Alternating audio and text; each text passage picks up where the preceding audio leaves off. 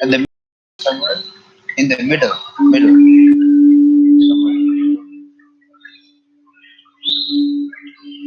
Thank you so much for that. Hey.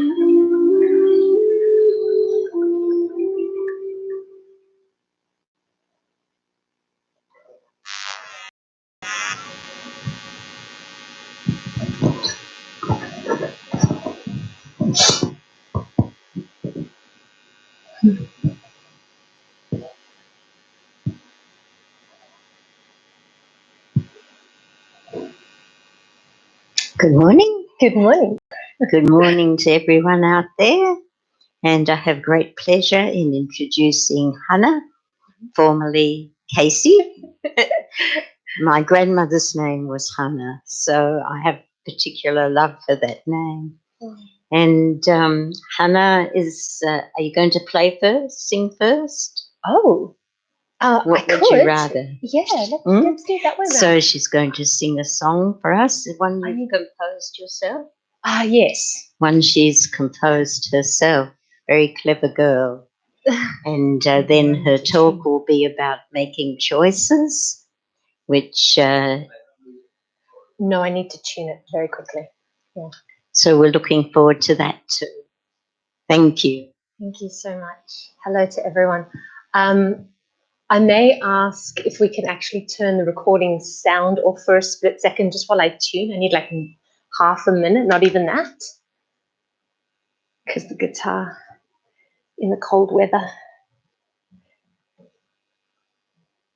Can we like turn off the sound on this mic just while I tune? I want this to be kind on your ears.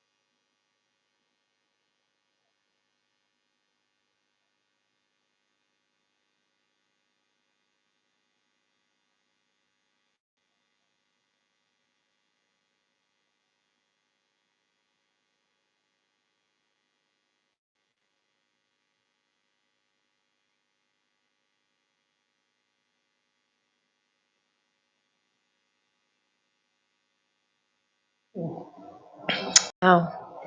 So this is a bit of a fun experiment because there you go, we always do the same thing, right? We always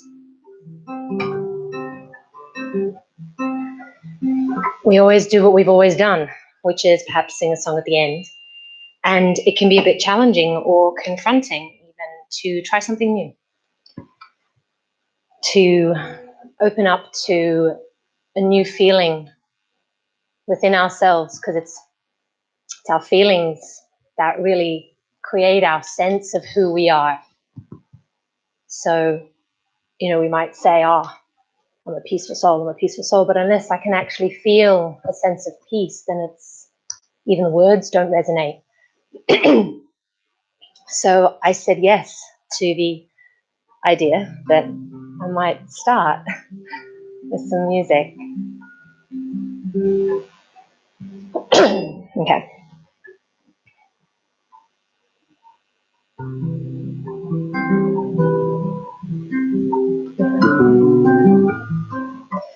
There's a voice within silence that is longing to be heard. It echoes in the feeling and intention of each word, and it's been waiting there for you in silence, calling from within, waiting to be embraced by you, waiting for you to begin to say it to me softly, like butterflies in springtime. Chirp with me softly. Let the words turn us around like children in a playground. Our love can take us higher. Share 'em with me softly. Let's turn silence into sound. And the darkness is no threat to you. You've been living there a long time. It's a wonder how we made it through, even though we were half blind. And it's time now you're strong enough to hold the deepest parts and feel safe, feeling vulnerable with the innocence of our hearts. So share it with me softly. Don't fear your own loving heart. Share it with me softly. Let the words turn us around like children in a playground. Our love will take us higher. Share it with me softly. Let's turn silence into sound. And share it with me softly, 'cause there's not much left to say. Share it with me softly, 'cause I prefer silence anyway.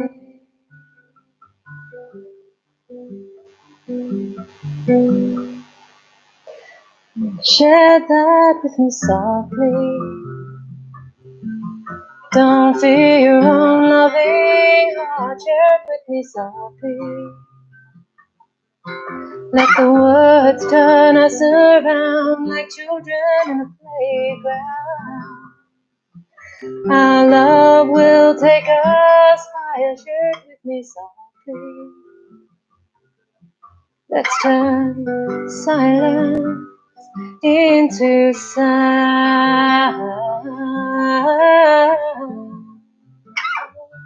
Into sound.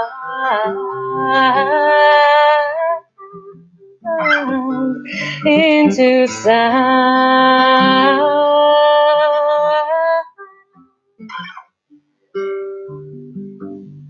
Into sound.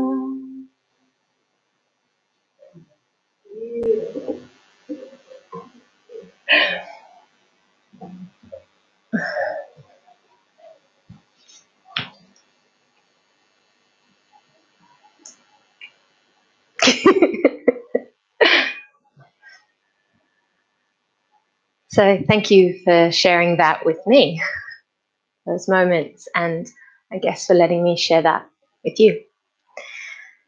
I think choices is a really interesting and perhaps a really sticky topic. Kind of like treacle or honey, it sticks. Because I come from a fairly academic background, so I'm going to reference a few ideas that have helped me add words to this topic. There's this notion of ontological security. And what this concept is that fundamentally we reinforce our sense of who we are, not just by going, I am this discrete thing, but on the basis of, what's the relating? When the word goes, like reinforcing relationships. So it's kind of like the way in which we relate within ourselves to ourselves and relate from within ourselves to other people. We sustain these ways of relating, and these ways of relating And the energy and the intention of our relationships is basically then what creates our sense of who we are, which is why we might be with someone who has nothing to do with the original issue, but they might trigger us into relating in a certain way. I had a housemate once who I could just see very clearly was playing out all of her like mother issue dynamics on me. And I'm like, I'm not your mum, you know, but there was the need for her to sustain that way of relating within herself. And because these ways of relating create a feeling that is familiar to us, that's routinized relationships, routinized relating. So we have these routine ways of relating to the world. And if you will find, I guess, any source or any reason, the mind will find any source or reason to project these ways of relating out into the world, because it creates that sense of who I am. This is how I feel about life. This is how I think about life. This is how I interact with life. There's lots of I. And so it's really understandable that making choices that change those routine ways of relating can be really, really challenging, because they're deeply ingrained, we could say, in the sanskars of the soul, but even in the neurology, like, you know, like grooves. The more you do something, the deeper the groove goes. The more you do something neurologically, the tighter that, you know, synaptic connection. And it takes repeatedly choosing something else for the mind to then go, oh, I can do that, instead of what I've routinely done. So there's this one way then to create new choices for ourselves is to start looking at the patterns of how we relate and ask ourselves, well, who do I want to be? Just moment by moment. I know a lot of, like, my personal mental conundrum around choice making comes down to, what do I want to do? And it's interesting that that feeds into, I think, what a lot of people experience around busyness and needing to be active all the time.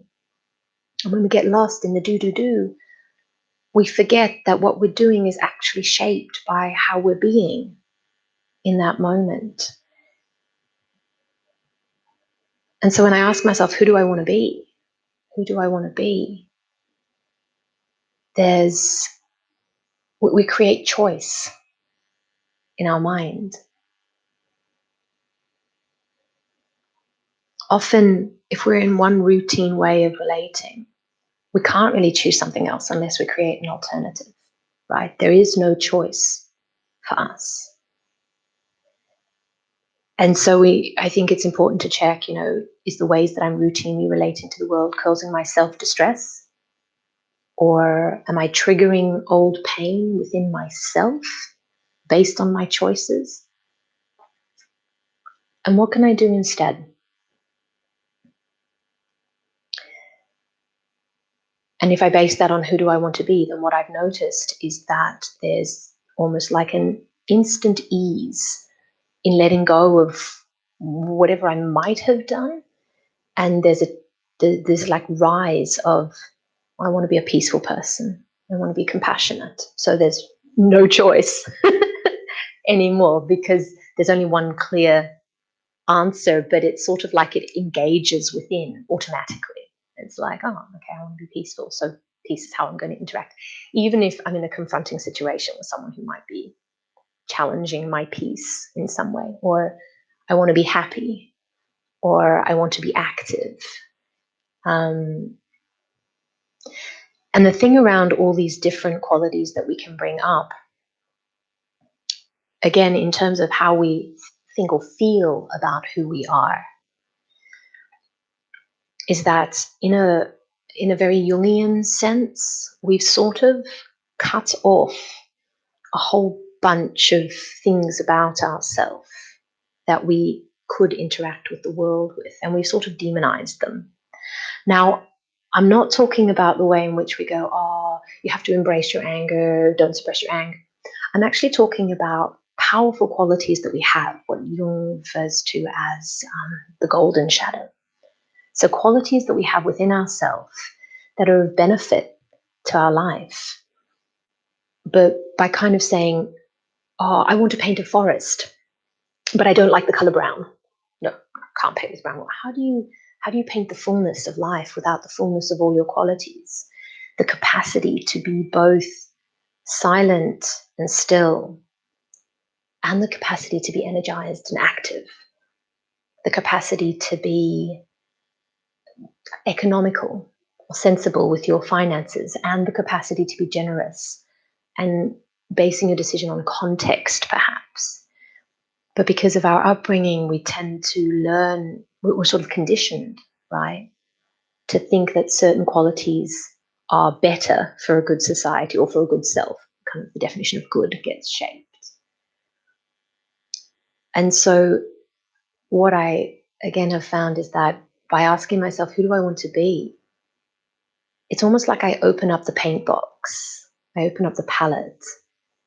And it's not like I'm letting go of my capacity to be still if I choose to also be active at some point or to be energized, right? I don't lose peace. I'm just expanding the internal bandwidth for my self-expression in life and for the expression of my qualities. And actually, that makes me feel happier. It makes me feel more powerful and energized and full and complete. Like there's not some little part of myself crying out, me, pick me, I want to play too.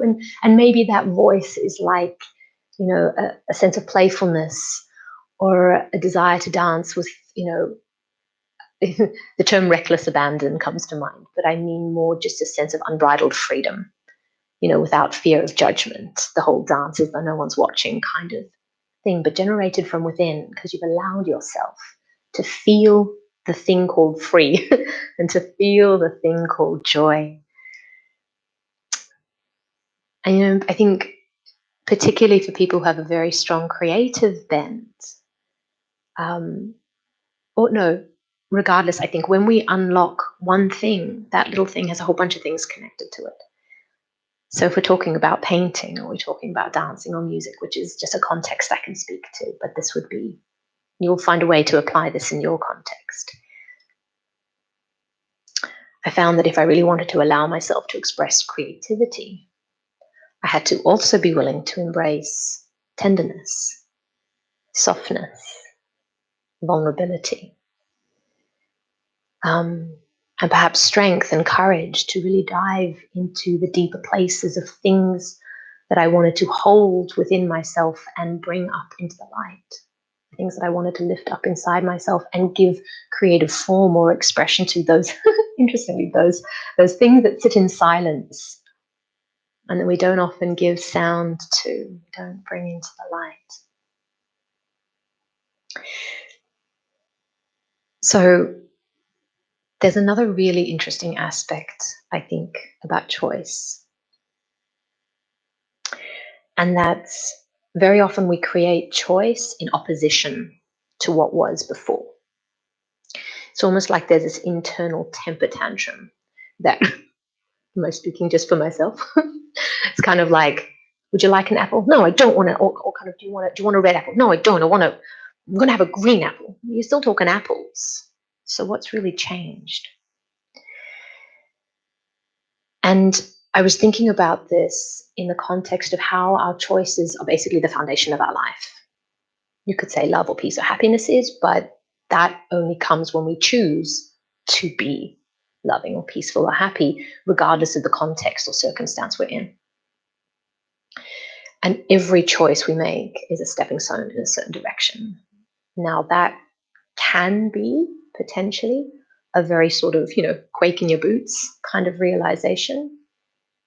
But if it's also very, very empowering because it makes you and only you responsible for your entire life. It's this notion that no one can make you feel anything.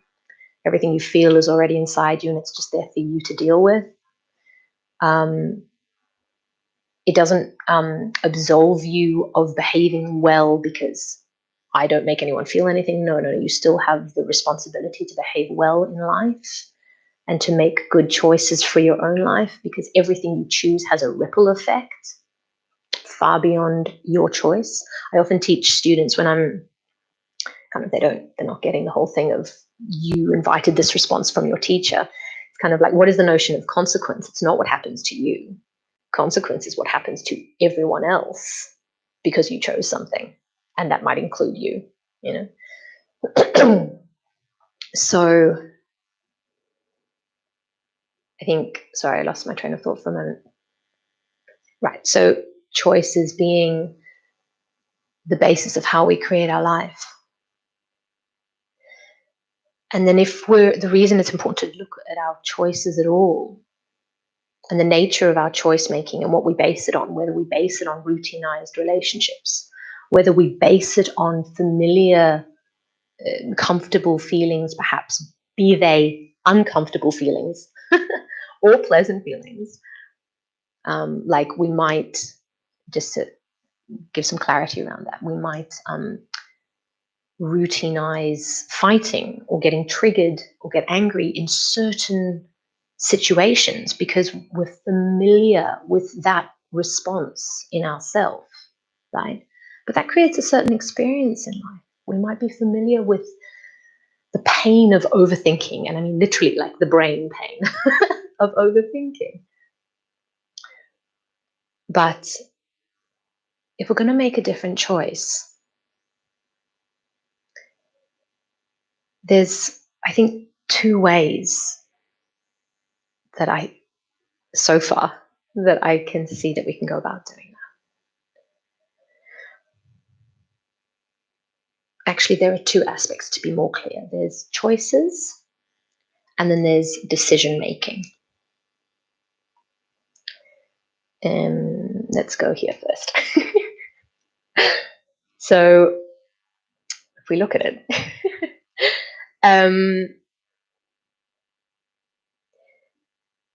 very often, if we're making our choices simply in opposition to what's been before, it might just be a sort of defiant rejection,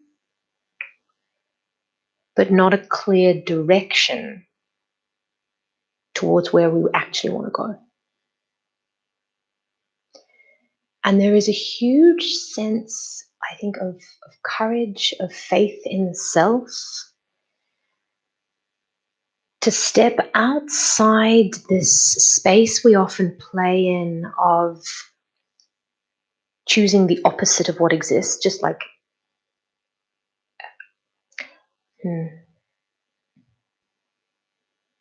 I'm going to use an example of gender identity and gender politics. I know it's a very, very contentious topic, and I mean this with a lot of love and respect for people who grapple with this issue. Genuine love.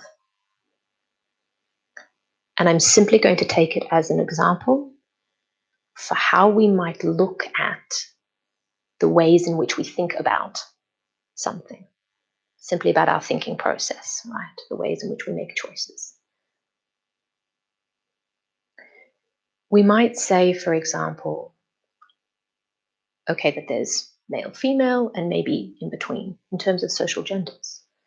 Then someone might say, on the other hand, no, I'm going to be non-binary.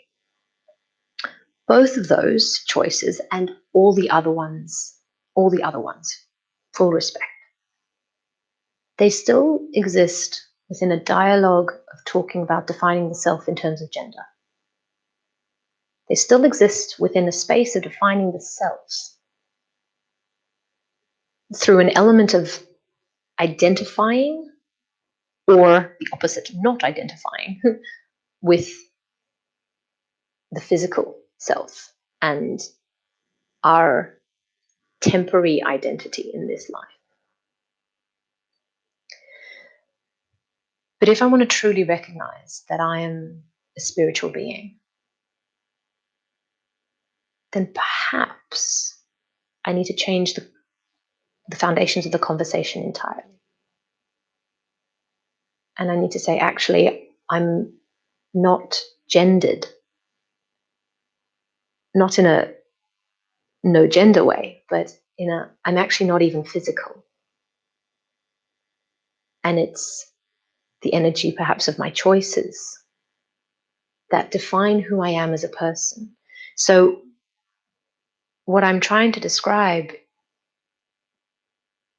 is that we can either continue with existing conversations, trying to nut our way through things as they are in the world, or we can have this courage to sort of step out of the box, to notice the box that we're in and step out and say, actually, what I want to be is aware of myself as a completely aware of myself as a spiritual being, as light, as love, as peace, and for these vibrations to be the foundation of how I define myself.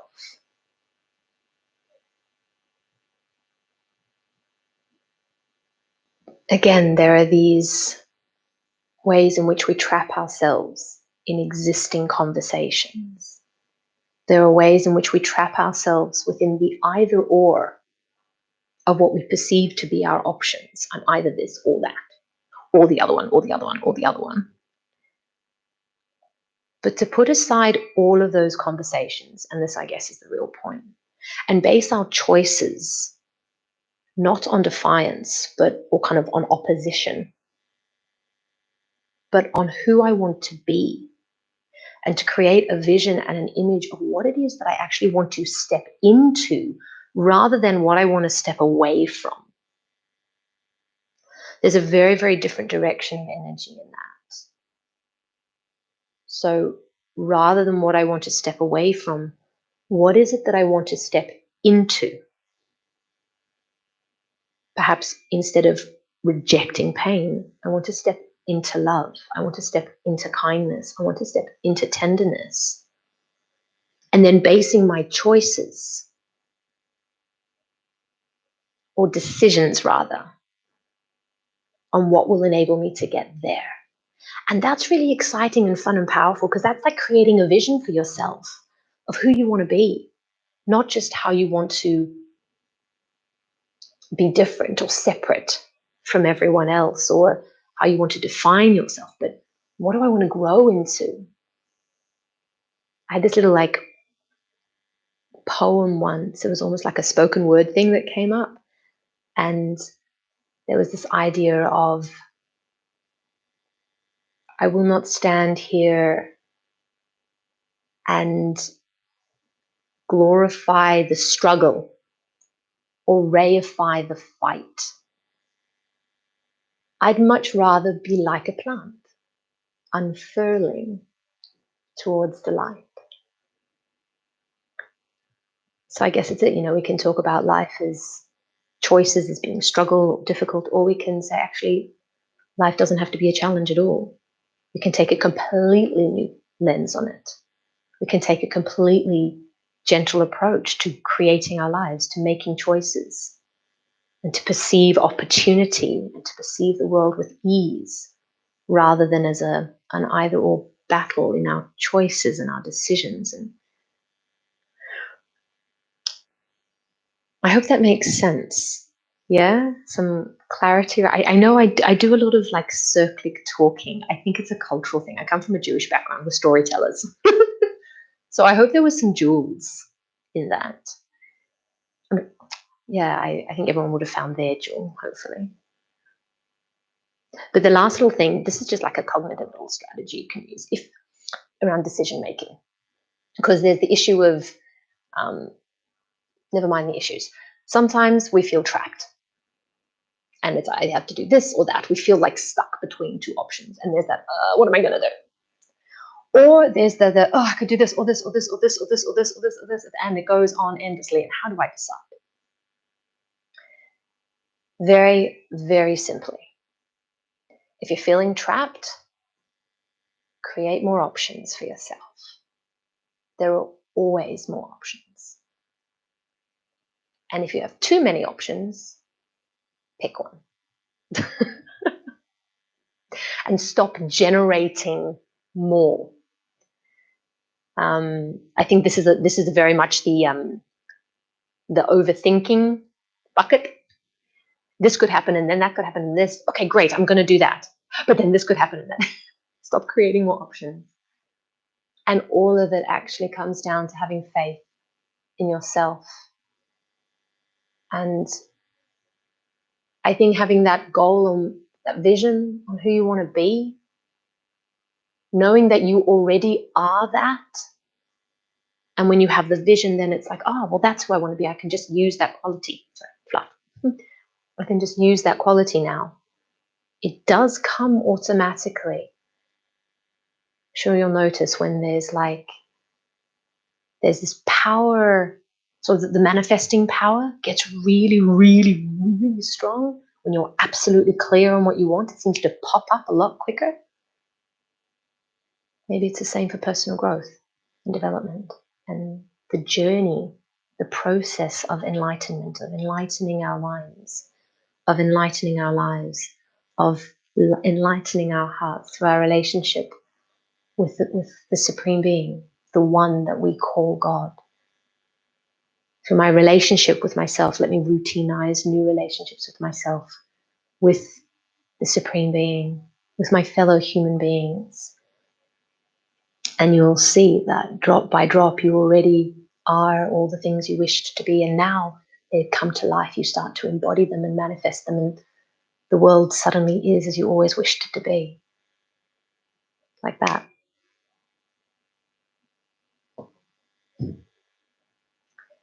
So time-wise, sit quietly for a moment.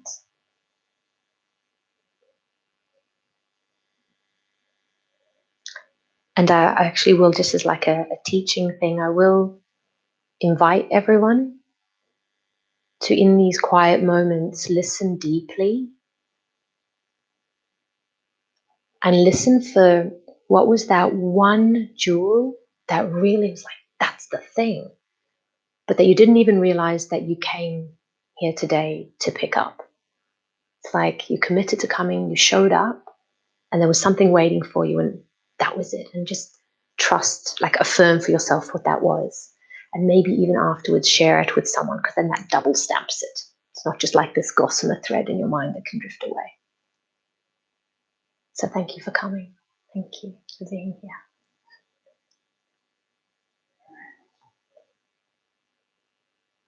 We're going to sit quietly for a moment.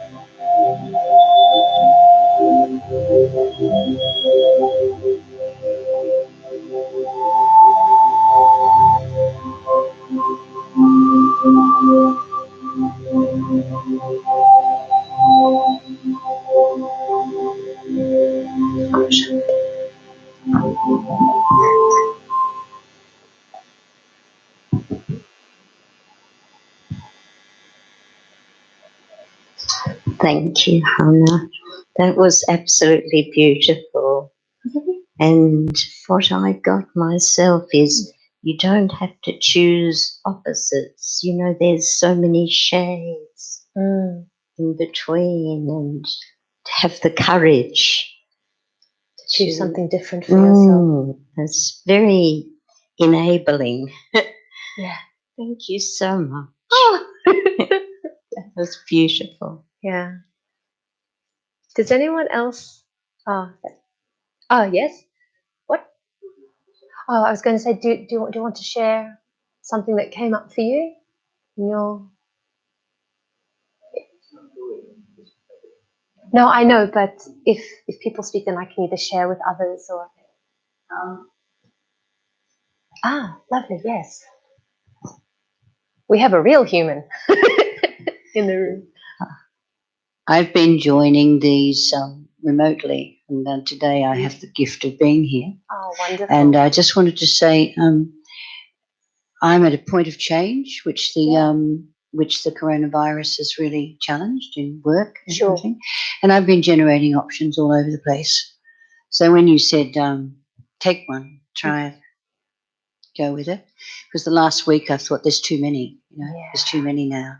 Yeah. And I hadn't known how to stop them. People keep ringing me with new options. So choose one. So here I am. I've chosen one. Wonderful. Thank you. Congratulations. Thank you. Yeah. Shri Rambai, did you have something you wanted to share? The soul behind the camera. Or... Thank you for the lovely talk, by the way.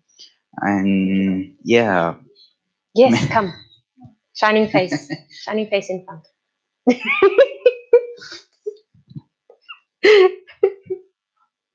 My brother. Thank you for the lovely talk, by the way. In the life, actually, I like the one point you said, if don't have a choice, sometimes create choice or create the options. But if there are a lot many options, just pick it. Don't muck around the choices. So, and go ahead. Just now, one incident was happening, and I just asked Sally ji one thing. She said, just be quiet and silent. Many times it helps. Many things are happening, many things from outside happening, but be calm, be just one time quiet, things will sort it out. So there was one class in Mount Abu. I heard from one of the senior about ek chup so sukh in Hindi. Once you stop, or once you silence, or once you quiet, 100 profits behind it. 100 what are behind it? 100 profits are there behind to be just quiet in once. So ek chup, one time silence, 100 profits. Ek chup so sukh. So yeah, with choices, it's just amazing. And every step we need to choose, but options, if there is no option, create. Plenty there, choose it quickly. That was so nice. Thank you for that very beautiful share. Can I? Oh God, I was going can I share one other? Now is this on? Just everyone's chipping in. This is wonderful. Like a playpen. all the kids are in the playpen together. Yes. Like children in the playground. Yes. Really honestly, in the magical way of things, like last night, I was like, this is the topic that actually Sally invited me to think about, and it had been in my mind just prior to us talking. And then literally last night, this massive opportunity to test out these ideas and just to really see the way the mind slips back into old habits. And the reason I'm sharing this is because something in me became very aware that it actually, the experience I was having last night and even this morning, waking up with some of it still in my head, it wasn't actually for me so much about the decision that I make, but more about the experience, having the experience to become compassionately aware of just how difficult it can be sometimes to shift out of those routinized relationships. And it's like this big, like mental overwhelm test came up. just to show me what it was that I habitually, the way in which I have routinely and habitually responded to things that seemed like big decisions for me. So I think a final word really could be just to be compassionate with yourself as you go about the journey, the attempt, the effort, the game, you know, of making new choices for your life, different choices. You know, I left Sydney, I came to the Blue Mountains, and I've been making choices. And then people say, well, you know, I can't just leave my life. I have kids and a mortgage. I'm like, but you can. You can. It just takes a choice to create the life that you want to create for yourself. It may be challenging along the way, but if that's what you want, you know, you can make the choice. You can. We are all empowered to make the choices that we want to make. And then be compassionate with yourself as you go along that journey of reshaping your inner world. It may not always be easy, but it'll be so worthwhile. So Sharing just now that it's not easy, but it's very worthwhile, because just now it's one of our listener is saying silence is very best power, best virtue. It's very nice, so nice, but so hard. challenging to routinize. It's not like silence itself is difficult. It's routinizing the new habit of being able to sit in and hold the vast enormity of silence within us, having the strength to hold ourselves and the enormity of who we are internally, the power of who we are. That's where the strength, that's where the real spiritual, from a vegan, the spiritual meat comes from. And that's where we actually flesh out meat, flesh. We flesh out our spiritual bones by holding those. We're a little bit more than over time. Yeah? Okay. Staying here, staying put. Let's sit in silence and hold your own